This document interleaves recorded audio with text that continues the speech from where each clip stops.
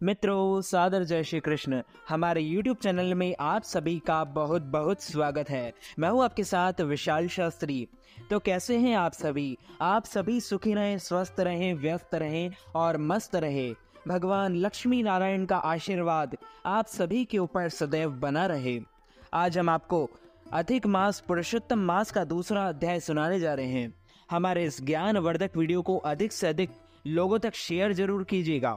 श्री सूत जी बोले, हे ऋषियों, मैं श्री सुखदेव जी के मुख से राजा परीक्षित को श्रीमद् भगवत की परम मोक्ष देने वाली कथा को सुनकर और राजा की मोक्ष प्राप्ति को देखकर उनकी कृपा से यहाँ आया हूँ, जहाँ आप सब दीक्षित ब्राह्मणों के धर्म यज्ञ कार्य में प्रयत्नशील हुए लोगों का दर्शन कर कृतार्थ हो गया हूँ। ऋषिगण बोले, हे सूत जी, अन्याय बातों को छोड़कर आप हमें वेद व्यास के मुख से सुनी हुई अपूर्व कथा सुनाइए, जो सार का भी सार महाश्रेष्ठ तथा आत्मा को प्रसन्न करने वाली अमृत से भी उत्पन्न उत्तम पुण्यदायिनी कथा है। उसका पान कराइए। सूत जी बोले, ऋषियों, मेरा अहोभाग्य है कि आपने अपने मुझसे गुड़ अमृत कथा को पूछा है।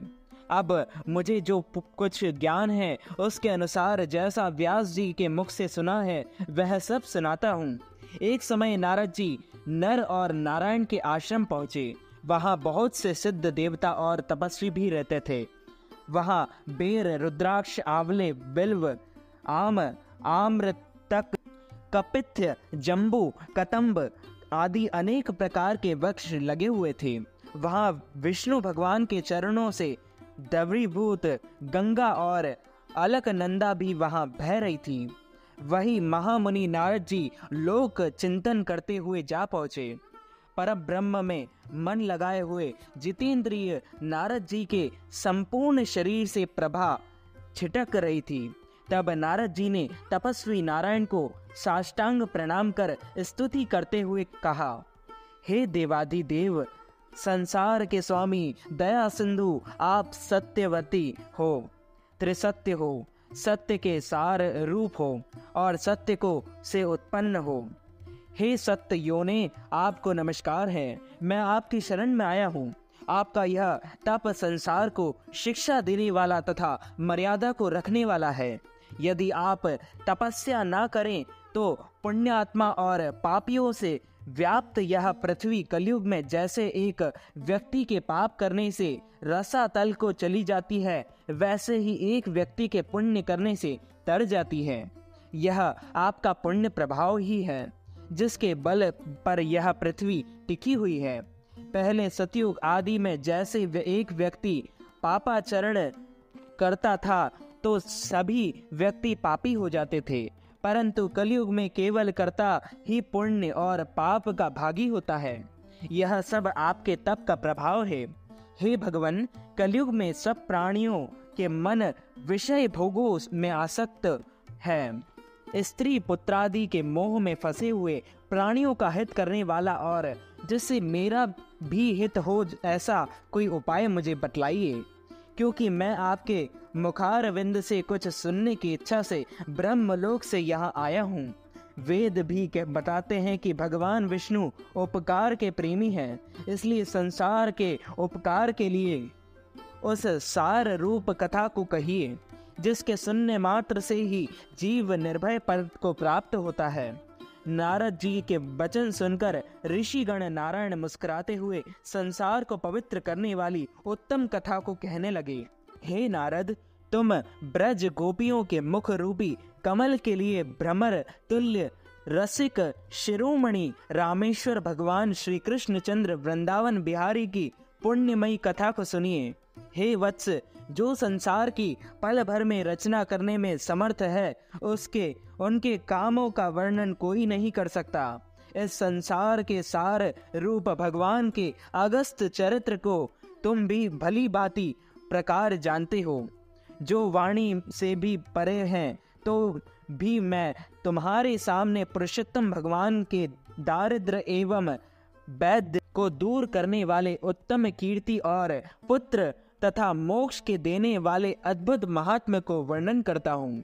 नारद जी बोले, हे भगवान, यह पुरुषोत्तम नाम के कौन से देवता हैं, उनका क्या महात्म है, यह सब मुझे विस्तार से बतलाइए। सूत जी बोले, श्री नारायण नारद जी के इन वचनों को सुनकर एक घड़ी के लिए मन एकाग्र कर पुरुषोत्तम देवता का परिचय देते हुए बोले, पुरुषोत्तम नाम एक मास का नाम है, जिसके स्वामी कृपा सिंधु भगवान पुरुषोत्तम ही हैं। इसलिए इसको ऋषि लोग पुरुषोत्तम मास कहते हैं। इसका व्रत करने से पुरुषोत्तम भगवान प्रसन्न होते हैं। नारद जी बोले, मैंने पृथक पृथक स्वामियों तथा सहित चैत्र वैशाख आदि मास तो सुने हैं, लेकिन किंतु हे नाथ, पुरुषोत्तम मास कभी नहीं सुना। यह पुरुषोत्तम मास कौन सा मास है, जिसके स्वामी दया सिंधु पुरुषोत्तम कैसे हुए? सो मुझे कृपा करके आप बतलाइए। इस मास का स्वरूप है, इस मास का क्या विधान है, व्रत में क्या करना चाहिए, कैसे स्नान करना चाहिए, क्या दान करना चाहिए, जप पूजा उपवास आदि का क्या साधन है, जिसके करने से कौन से देवता प्रसन्न होकर क्या फल देते हैं। इसके अतिरिक्त और भी जो सार हो वह सब मुझे बतलाइए, क्योंकि दीन वत्सल साधु जन मनुष्य के हित के लिए उपदेश बिना पूछे भी देते हैं।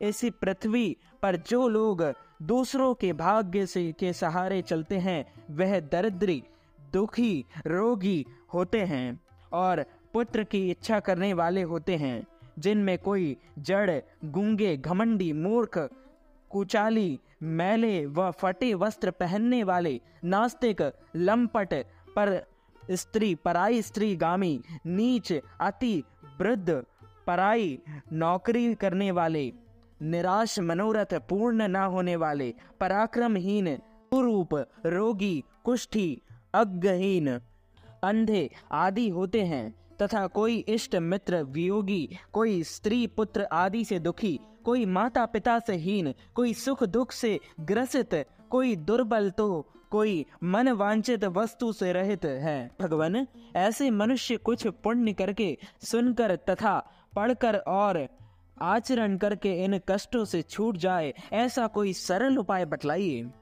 विधवापन, बांझपन, लूले, लंगड़े, मानसिक कष्ट, रक्त पित्त रोग, मृगी, क्षय रोग, भगंदर, बवासीर, पथरी, संग्रहणी, खुजली आदि रोगों से और अन्य विविध दोषों में लोगों को देखकर मैं बड़ा दुखी हूँ। इसलिए हे कृपा सिंधु, आप मेरे ऊपर कृपा कीजिए और मेरे अतः अंत करण की शांति के लिए, हे सर्वज्ञ, सब तत्वों के ज्ञाता, कोई लोक कल्याण का उपाय भली भांति समझकर कहिए। सूत जी बोले, नारद जी के संसार के हित करने वाले प्रश्न को सुनकर देवादिदेव श्री नारायण चंद्रमा के समान शांति देने वाले मधुर शब्द कहते हुए बोले, बोली श्री लक्ष्मी नारायण भगवान की जय, बाके बिहारी लाल की जय। अच्युतम केशवम राम नारायणम कृष्ण दामोदरम वासुदेवम हरि श्रीधरम माधवम गोपिका वल्लभम श्री जानकी नायकम श्री रामचंद्रम भजे जानकी मनोहरम सर्वलोक नायकम श्री शंकरादि सेवितम पुण्य नाम कीर्तनम श्री राम राम राम राम राम नाम तायकम राम कृष्ण वासुदेव भक्ति मुक्तिदायकम हरे राम राम राम हरे हरे, हरे कृष्ण कृष्ण कृष्ण हरे हरे। तो मित्रों, हमारे इस ज्ञानवर्धक वीडियो को अधिक से अधिक लोगों तक शेयर कीजिएगा, लाइक कीजिएगा, कमेंट कीजिएगा, कमेंट बॉक्स में जय श्री कृष्ण जरूर लिखिएगा। और यदि आपने हमारे और आपके YouTube चैनल को सब्सक्राइब नहीं किया है तो सब्सक्राइब करके बेल आइकन को ऑन जरूर कर लीजिए, ऐसे ही नए नए अध्याय के वीडियो देखने के लिए। आप सभी को सादर जय श्री कृष्ण, सादर धन्यवाद।